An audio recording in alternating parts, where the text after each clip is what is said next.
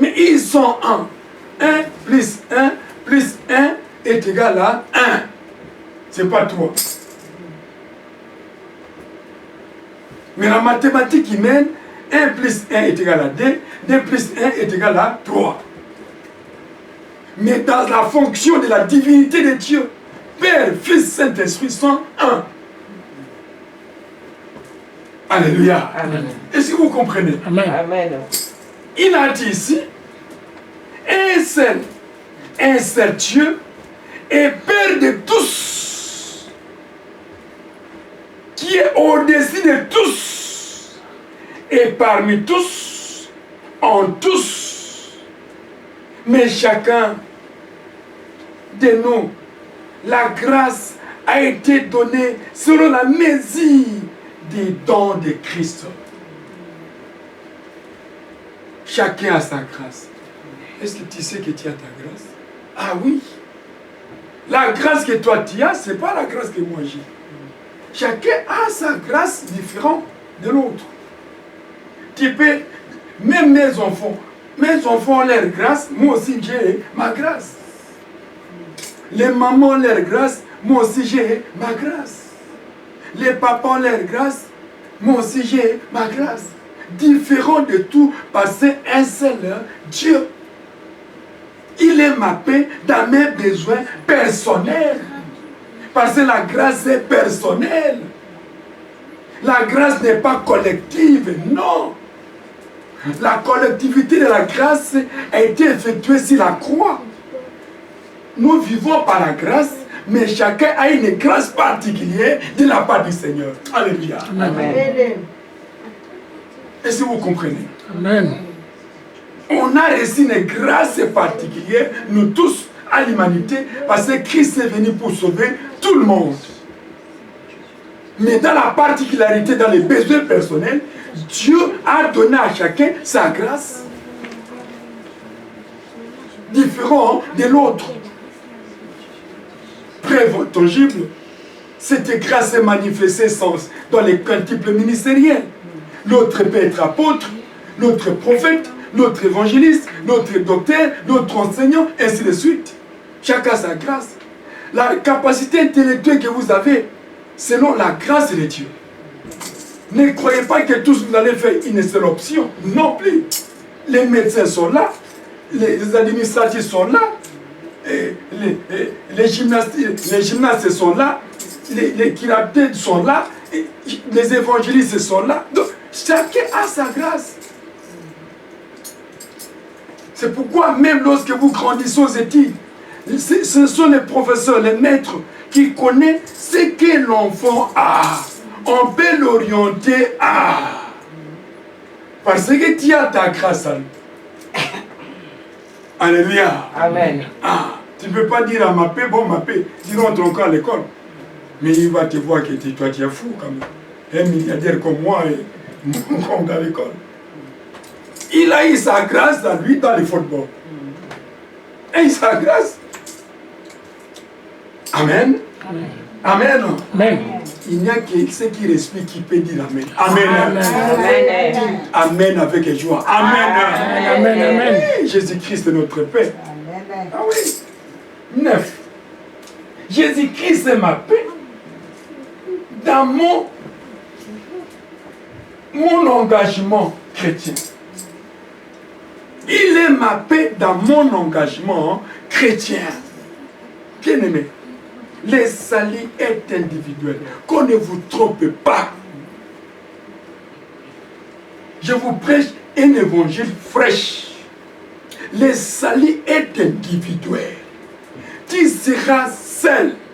Seul alors devant le tribunal de Dieu. Tu seras d'abord seul. Seul alors devant le tombeau.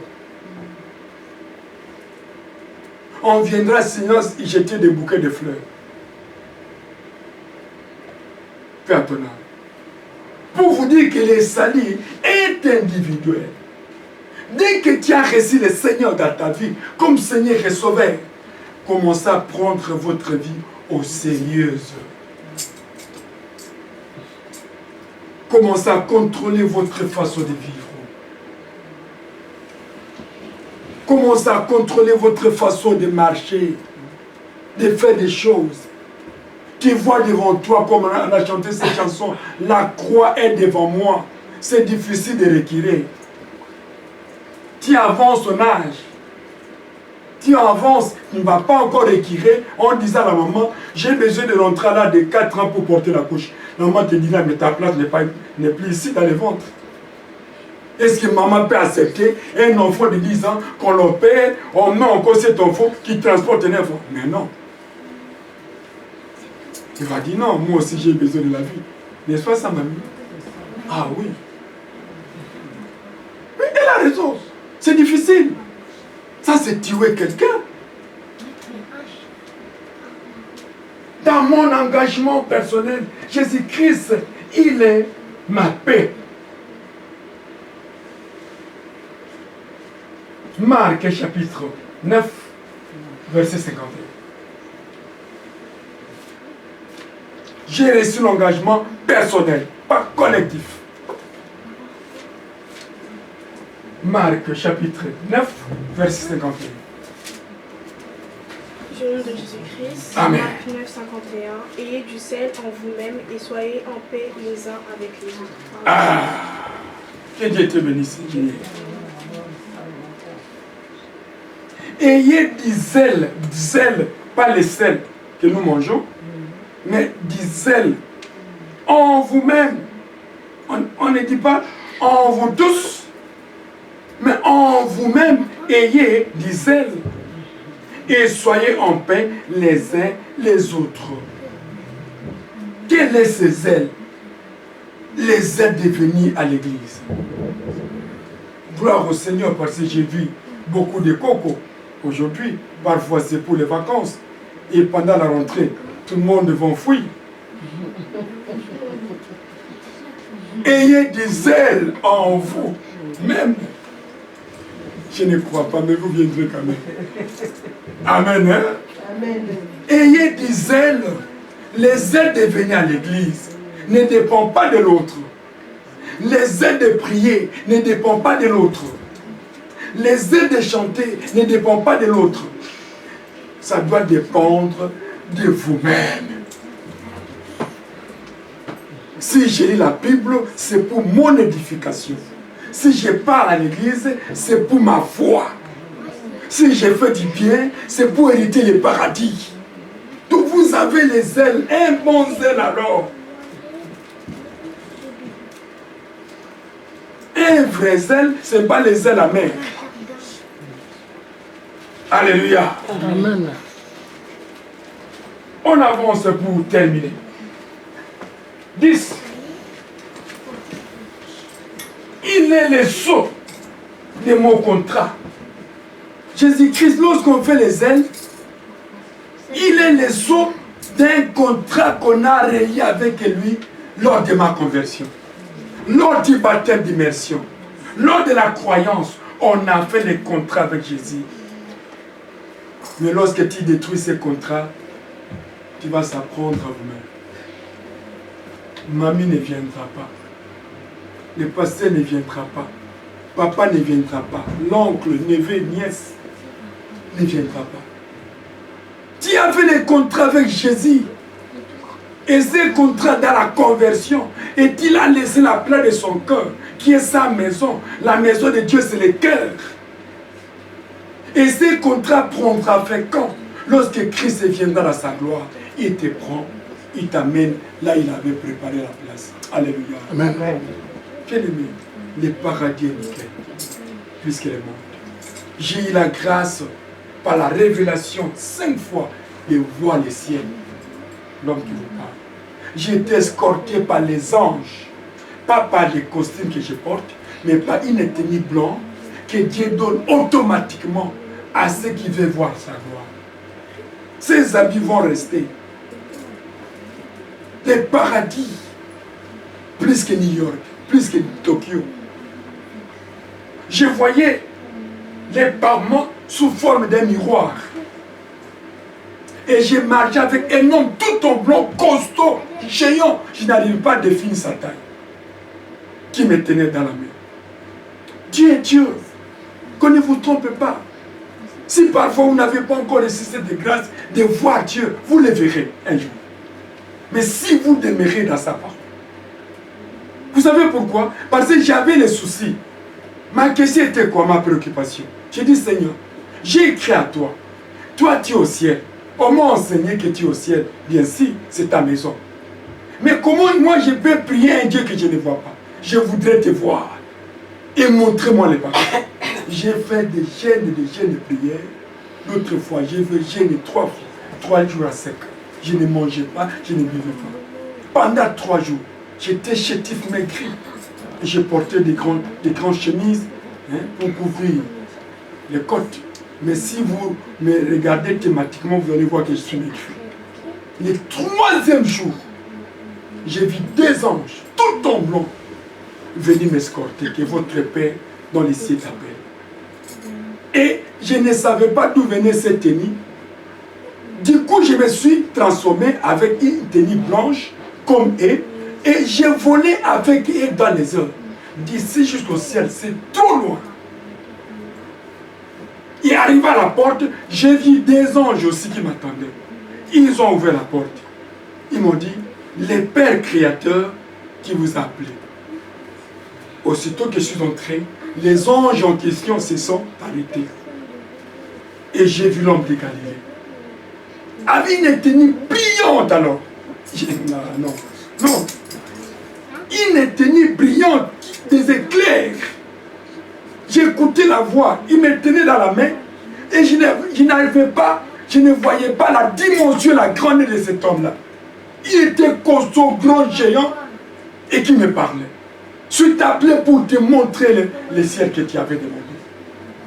Voilà ta place est là, mais tu ne peux pas rester, tu dois rentrer dans le monde. J'ai dit non, Seigneur, je ne rentre pas dans le monde du péché. Il a dit non, ton temps n'est pas encore arrivé. Je ne peux pas te garder.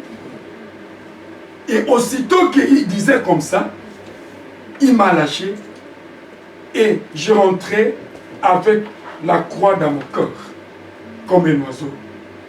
Si je prêche quelqu'un, quelqu'un monte au ciel. C'est ce qui m'est arrivé.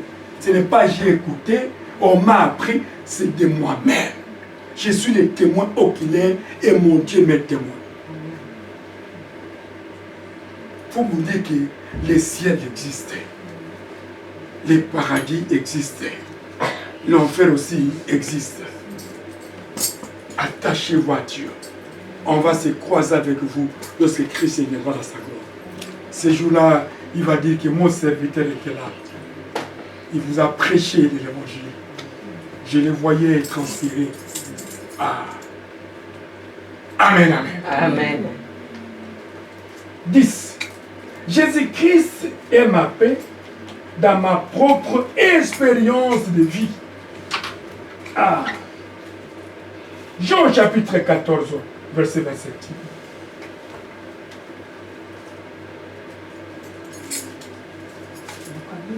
Jean chapitre 14, verset 27.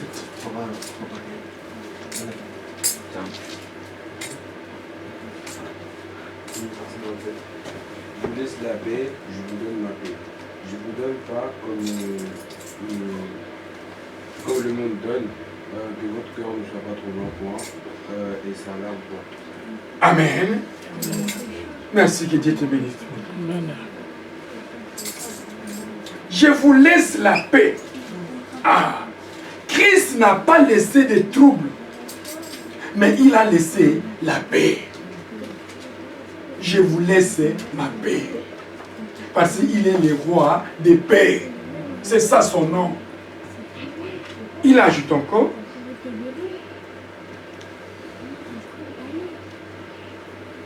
Je vous donne ma paix. Laissez et donnez. Ce sont des deux verbes. Laisser, donner.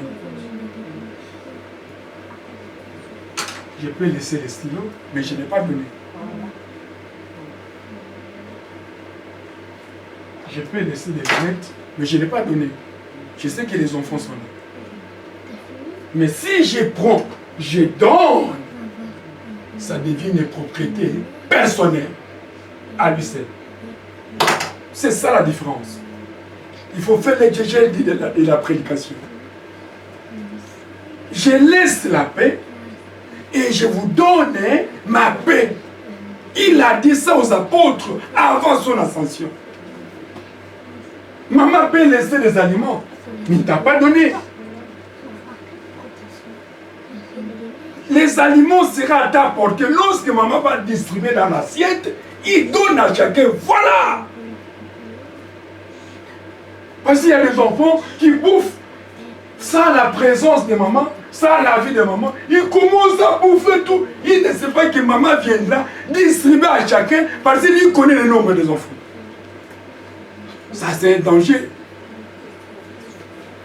Alléluia. Que vous croyez ou pas, Amen. Amen. Dites vrai, Amen. Amen. Qui elle n'a pas donné. Là, je vous dis la vérité, tu as volé. Tu as pris son respect.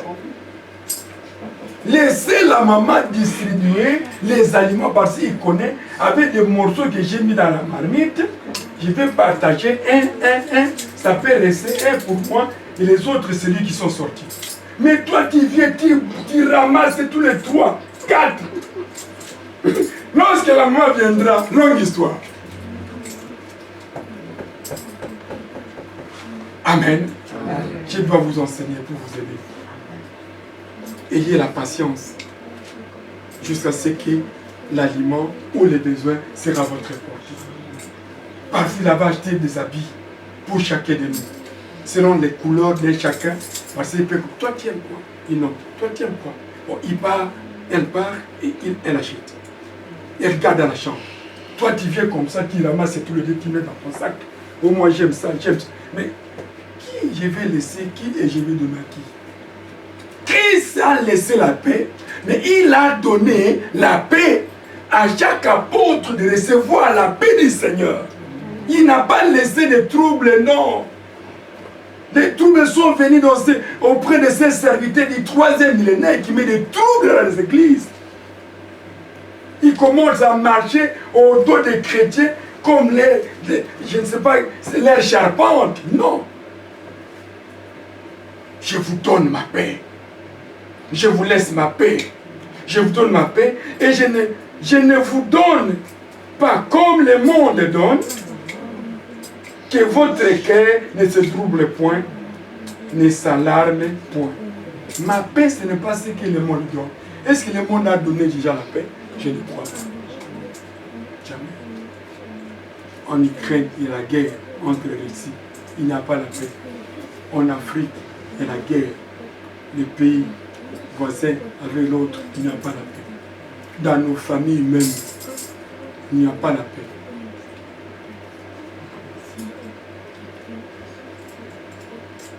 Mais Christ nous a donné sa paix. Jean, chapitre 16, verset 33.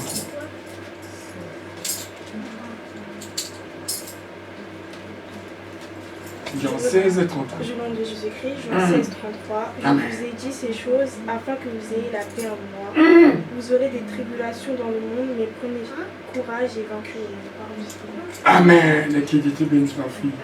Je vous ai dit ces choses afin que vous ayez la paix en moi. La paix en Jésus. La paix du Seigneur à tout le monde. Que vous puissiez avoir la paix en moi, Jésus-Christ. Pas auprès de quelqu'un d'autre. Pourquoi il a dit ça? En conséquent des causes. Suivez la suite maintenant.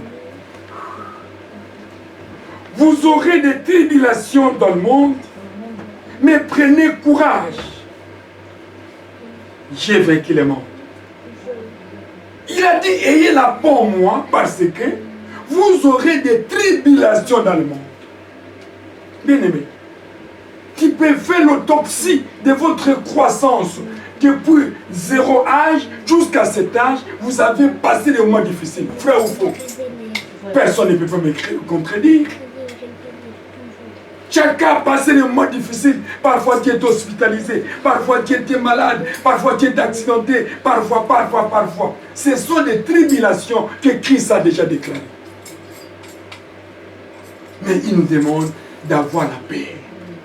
Parce qu'il a vaincu les morts. Alléluia. Amen. Il a vaincu toutes ces tribulations.